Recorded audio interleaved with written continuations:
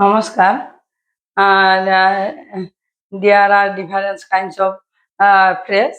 আমি ইতিমধ্যে বিভিন্ন প্ৰকাৰৰ ফ্ৰেজৰ বিষয়ে আলোচনা কৰিলো। নাউন ফ্ৰেজ, এডজেক্টিভ, এডভাৰ্ব, প্ৰিপজিশ্যন ফ্ৰেজৰ বিষয়ে আজি আমি আলোচনা কৰিবলৈ ওলাইছো কনজাংশন ফ্ৰেজ। কনজাংশন ফ্ৰেজনো কাক বুলি মানে কনজাংশন ফ্ৰেজ মানে কনজাংশন আমি জানো কনজাংশন মানে ই সংযুক্ত কৰে শব্দ বা মানে ওয়াৰ্ড বিলাক নাইবা সেন্টেন্স মানে বাক্য কি সংযুক্ত কৰে। ঠিক সেইদৰে কনজাংশন ফ্ৰেজ ঠিক এনেকুৱা ক'ব পাৰি। কনজাংশনৰ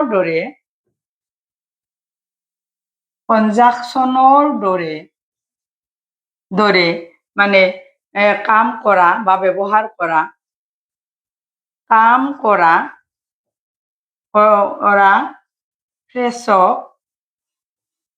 ফ্ৰেজক মানে কনজাংশন ফ্রেজ বলে। কনজাংশন ফ্রেজ বলে মানে ই কনজাংশন মানে সংযুক্ত করে। কনজাংশন ফ্রেজেও সংযুক্ত করাই দেখা যায়। উদাহৰণস্বৰূপে মানে যেনে উদাহৰণ দিলে আমি সহজে বুজি পাম। Rubul is rich as well as happy. মানে Rubul is rich as well as happy ধনীৰ লগত যেটো সুখী আমাৰ সংযুক্ত কৰিছে এই as well as টো হৈছে কনজাংশন ফ্ৰেজ। এটা কিছুমান কনজাংশনৰ বিষয়ে আলোচনা কৰিবলৈ ওলাইছো। বহুত কনজাংশন ফ্ৰেজ আছে, মই নিৰ্দিষ্ট কেইটামানে মানে ক'ব বিচাৰিছো। সাম কনজাংশন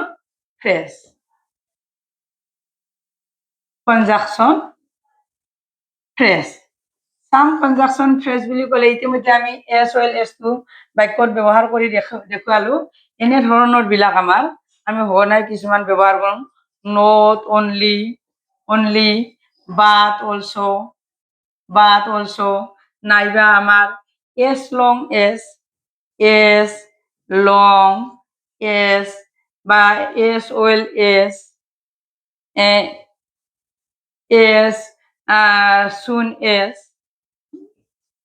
as soon as নাইবা আমার কি আছে no sooner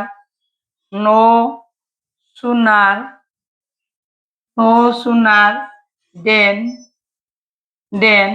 বা as fast as এনে ধৰণৰ আমাৰ বহুত আছে কনজাংশন ফ্ৰেজ।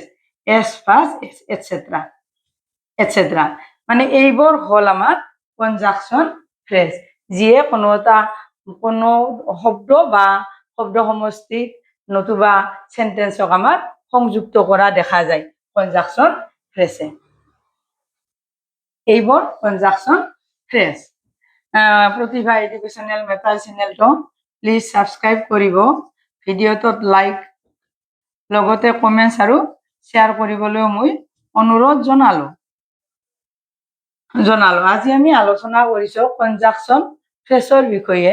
কনজাংশনৰ দৰে ই ব্যৱহাৰ হয় কনজাংশন ফ্ৰেজবোৰো মানে ই আমাৰ বাক্যক আমাৰ সংযুক্ত কৰে বা শব্দক আমাৰ সংযোগ কৰে।